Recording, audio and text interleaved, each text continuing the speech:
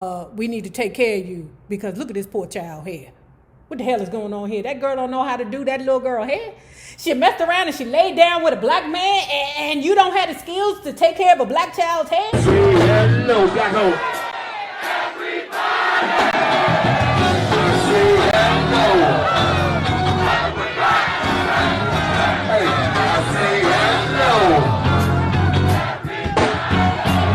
See this brother winning, man. Hey, look, what is your win, babe? What is your win, babe? What is your win, babe?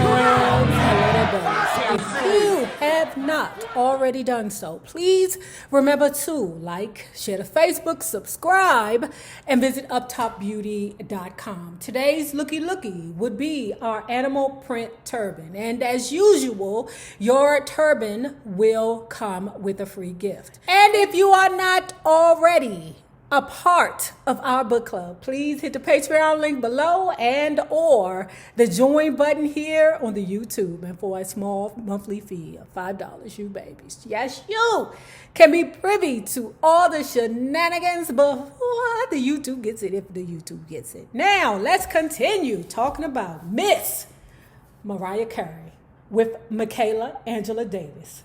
The meaning of Mimi. She called herself Dandelion, the hardy, bright yellow wildflower with small tooth-shaped petals that gives the early signal that spring is near. When I was a little girl, my older sister seemed to live on the wind. She was always somewhere far away. Childhood memories of her exist in my mind as flashes of lightning and thunder. She was exciting but unpredictable. Her torrential gusts always carried inevitable destruction with them. The distances between my mother, my father, their first daughter, and myself are far-reaching. Unlike her, growing up, I never spent any significant time as part of a whole interracial family. Most of my experiences were with one parent at a time. Me with my mother, or me with my father. Morgan and Allison were beautiful children and were very close when they were young. Allison had skin like creamy butterscotch pudding with a head of thick, deep, dark curls and eyes to match. She was extremely intelligent and curious, and she loved to learn. She was fully aware when the family unit unraveled and our parents turned on each other. She absorbed the full pain of a family coming undone. She also saw another daughter come into the clan, breaking the symmetry and changing her status as the only girl and youngest. I was the new little one. See, some of this shit is just petty to me. To me, I ain't mad that a new little girl's here. I'm mad at the fact that I might have to watch the little bitch. One time, my mother had a new boyfriend, right?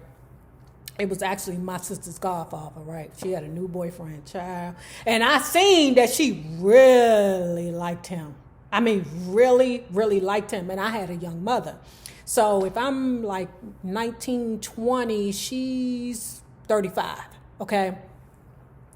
Child, I was seeing it. She was liking that nigga. And the only thing I said, I seen her coming out her bedroom singing one time. And my mama don't sing, okay? I said, what the hell is going on here? The hell is going on? Why you so happy for? You better not be pregnant, mama. You better not be pregnant. I ain't gonna take care of this one. I already took care of that one. I'm not taking care of this one. This one is almost out the door. You hear me, mama? This little one is almost out the door. Don't bring no more babies in the goddamn house. Child, who am I? But I wasn't gonna take care. I was not gonna sacrifice my life another second to raise one of my mother's children. That was not again. Allison and Morgan both believed I had it easier than they did. Our father was very strict with them. During one of their countless fights, I vaguely remember my mother yelling at him something like, "This one is mine. You will not beat this one." I was her little one. She often said she didn't have the strength to challenge my father's aggression when my siblings were growing up. Ooh, yikes, that can cause all kinds of, jealousy within the family when, siblings see each other being blatantly treated differently. Divorce was inevitable. I also heard a psychiatrist had concluded that a significant contributing factor in Morgan's behavioral problems was Allison, who had a talent for instigating and manipulating Morgan to his breaking points. Allison is very clever. So Morgan had to live with mother, and she had made it clear to my father that he would not have me. That left Allison scattered. I've heard Allison express that she felt like my mother tossed her away, that she clearly loved Morgan and me more than her.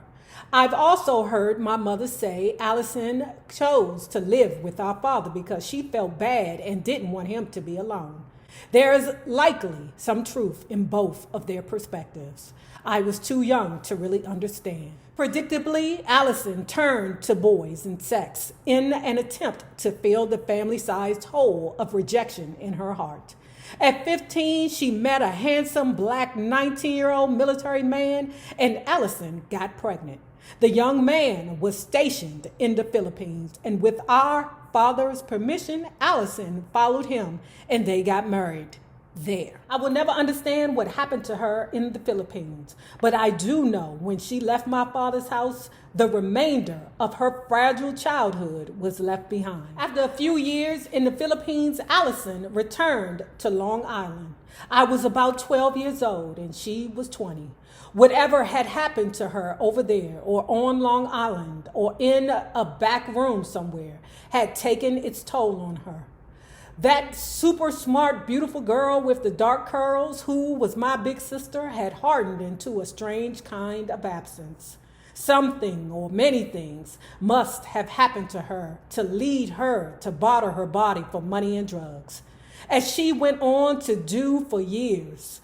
Back then, there was so much I didn't know, but there also was so much I should have never found out. Certainly not so young. The years between us might as well have been centuries. Book is giving. You hear me? I mean giving. When Allison came back, she would drift from place to place and man to man, occasionally crashing with us at my mother's house between the many random relationships with men she collected and discarded. There was one older man. I guessed he was about 60. He had half a head of hair, all of which was gray.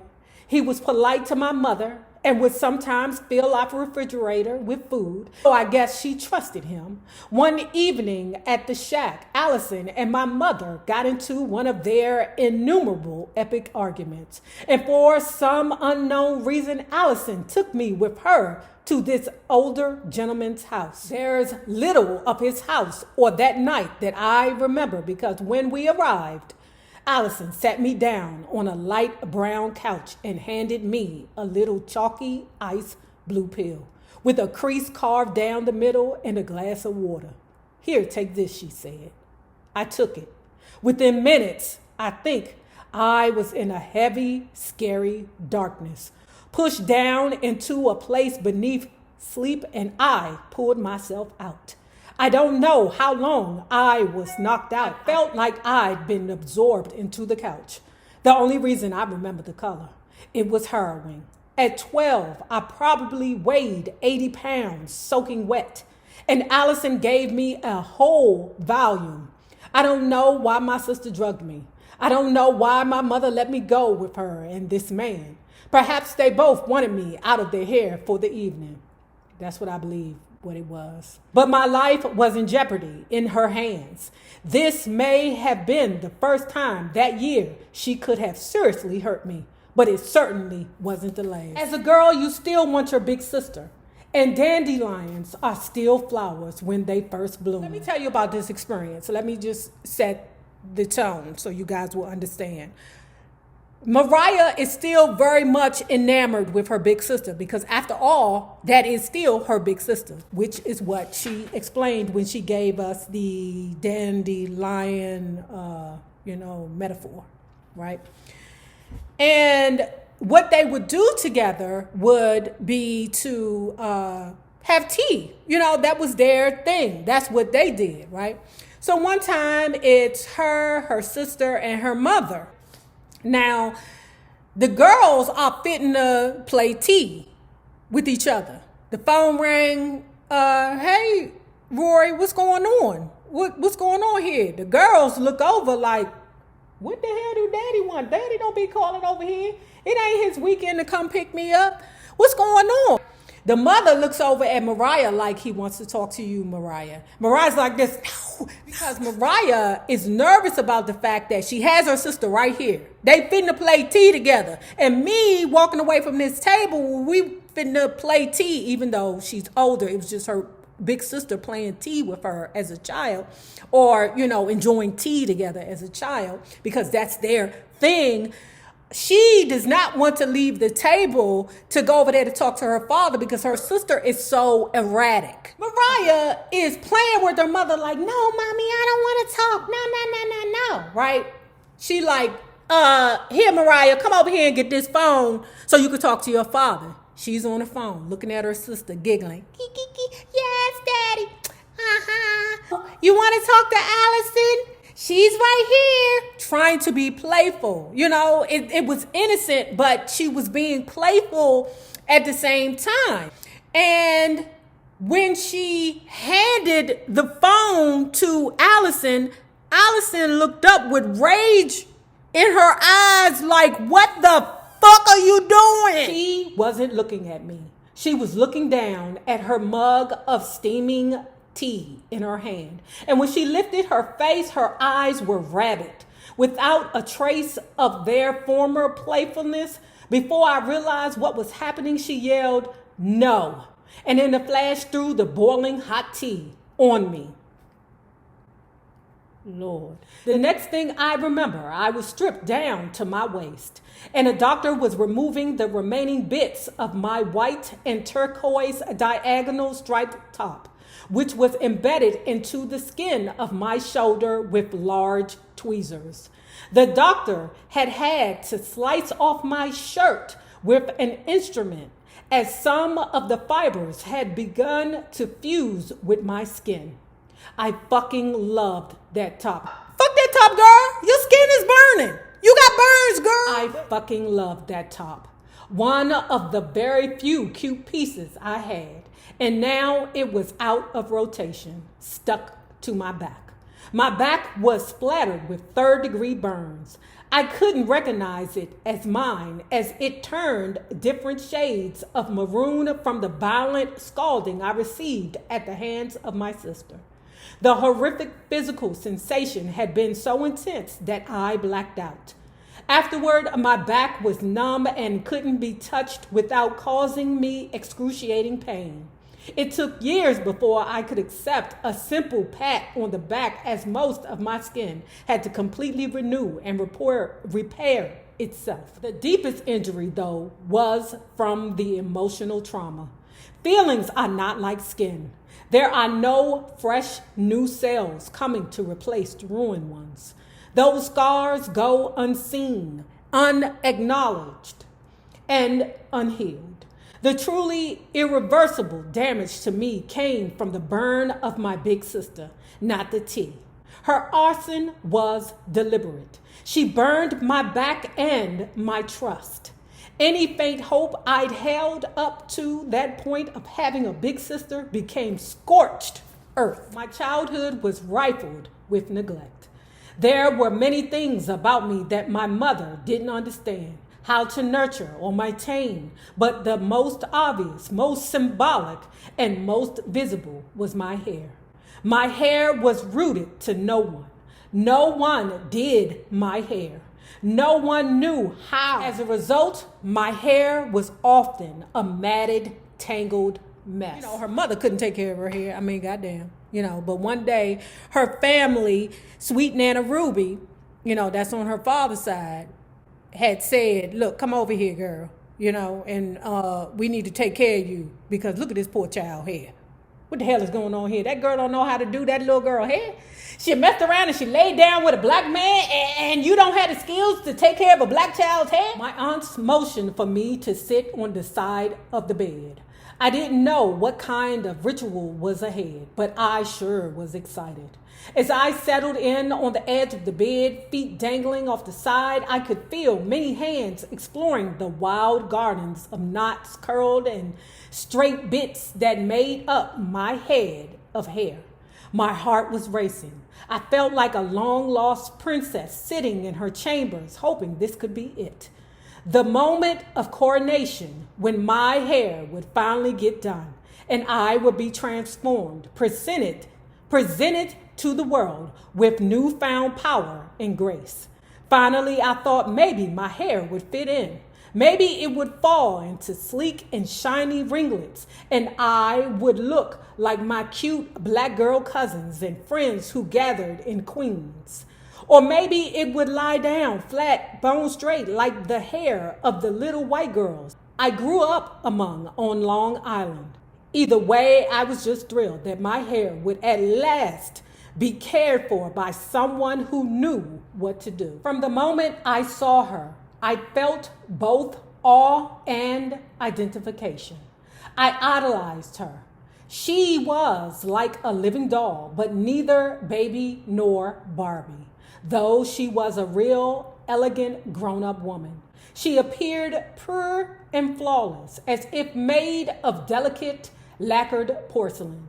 I'd never seen anyone like her, such a radiant, glamorous, vulnerable, yet powerful being. She was supernatural. One evening, I had been walking aimlessly down the hall in one of the many houses we lived. As I passed my mother's dark little bedroom, I casually wandered in. I can't remember whether I saw or heard her first, but I know something carried me into that room. The bedroom was lit only by the washed out colors of the old TV facing the bed. I softly pushed open the bedroom door, walking in on the iconic scene from Gentlemen's Preferred Blondes, in which Marilyn sings, "Diamonds are a girl's best friend." She was the most beautiful person I had ever seen. Yeah, a lot of us love Marilyn Monroe. And I think it's because we love the power that she had over men. Not everybody can say they fucked two Kennedy brothers, that's for sure. We loved her beauty. We loved that her demeanor was somewhat ditzy and that all the men wanted to save her. And I feel like a lot of us growing up wanted to be saved. I know I did. I became a teenager. I told you things are different when you grow up in the hood. We don't look to princes, and kings and, rich millionaire men to come and save us. In the hood, we find drug dealers, the biggest, the baddest one. That's what we look for to save us. But inevitably, it smacks us in the face. I never heard the name Marilyn Monroe before that moment, but I was quickly hooked. Not your typical third grade fare, perhaps, but my childhood was anything but typical. My mother very lovingly supported my fascination with her. I read a lot about Marilyn, conspiracy theories about her death and about her upbringing. The more I read, the more I connected with her and understood why I was drawn to her. A lot of women, white or black. She had a very difficult childhood, moving from one foster home to another. That was close to my story, being uprooted and unprotected, feeling like an outsider. When I was in the 8th grade, there was a pack of pretty, mostly Irish girls whom I desperately wanted to befriend. Say hello, black hole. Say hello. Hey, I say hello. See this brother winning, man. Hey, look, what is it, win, babe? your Wednesday? What is your Wednesday? Cal Cities. What the fuck? What is your Wednesday?